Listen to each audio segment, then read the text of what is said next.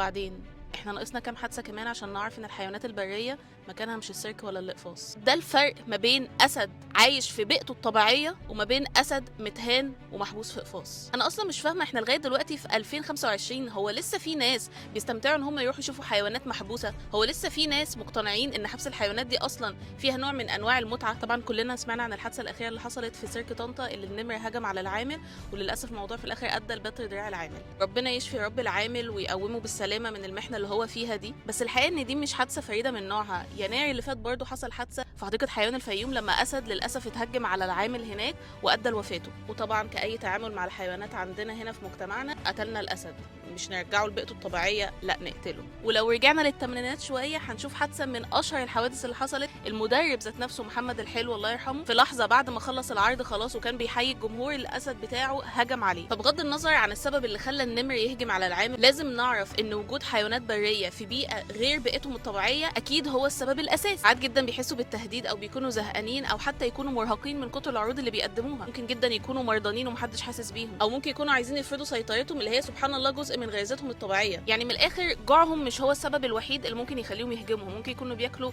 احسن اكل بس الظروف اللي حواليهم كلها مخليينهم يعيشوا بطريقه عكس طبيعتهم، فبالتالي لازم النتيجه تكون مؤذيه. يعني فكره ان احنا نجيب حيوانات من الغابه ونحبسها في قفص، او نجيب حيوانات من البحر ونحبسها في تنكات كبيره، هو احنا خلاص مش المفروض نكون قفلنا على الحته دي؟ وكله بدافع العروض والفلوس والتجاره والاستمتاع اللحظي. وبقول ان هو استمتاع لحظي لان هي اللحظه بالنسبه لنا احنا كبشر، لكن بالنسبه لهم هم كحيوانات هو عمرهم كله. طيب هو احنا هنفضل كل شويه نعيد ونزيد في نفس الحكايه ونحكي الحوادث اللي بتحصل؟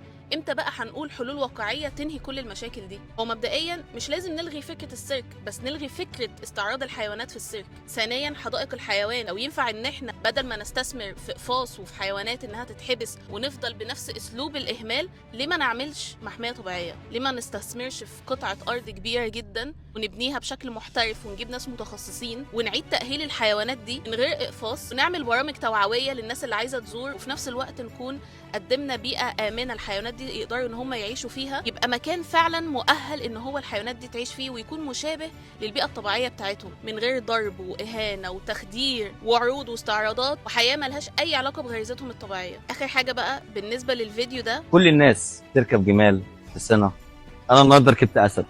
اعتقد انه واضح جدا وش الاسد هو حاصل فيه ايه. اما بالنسبه للبني ادم اللي عليه ده، امتى هنخلص من النوعيه دي من البشر؟ وامتى هيبقى في رقابه على نوعيه المحتوى اللي هم بيقدموه؟ احنا فعلا حولناه من اسد الغابه لعبد للقمه. وهفضل اقول كفايه سيرك، كفايه تعذيب، كفايه حبس، ولا ايه يا حلو؟